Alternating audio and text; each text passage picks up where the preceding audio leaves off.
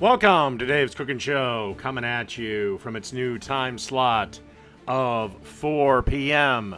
Don't forget to like the show. Right now, it's about 80% of you that are not subscribed, so hopefully you click that little button. All that out of the way. Let's get into the dish. Okay, today we have a pepperoni and salami pizza bagel.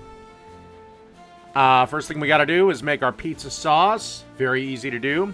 You take a 28-ounce can of tomato sauce, put that into a slow cooker, then add a tablespoon of olive oil, 3 cloves of minced garlic, a teaspoon of salt, 2 teaspoons of balsamic vinegar, a teaspoon of Italian seasoning, a 1/4 teaspoon of red pepper flakes, and black pepper. And then I cook that in the slow cooker, mix it all around, of course, till everything is combined. And then I cook that on high for 1 hour, and then any other additional time I place on low.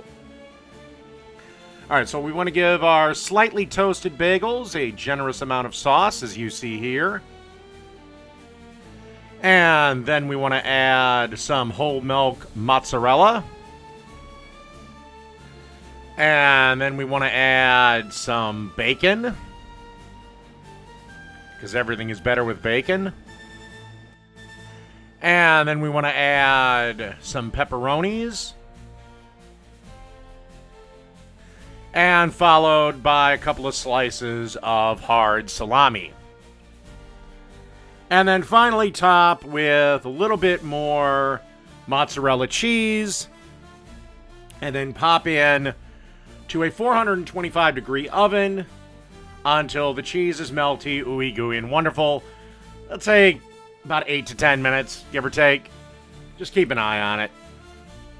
And through the magic of cooking show editing, our pizza bagels are done. And that's pretty much that. A pepperoni and salami pizza bagel. Done.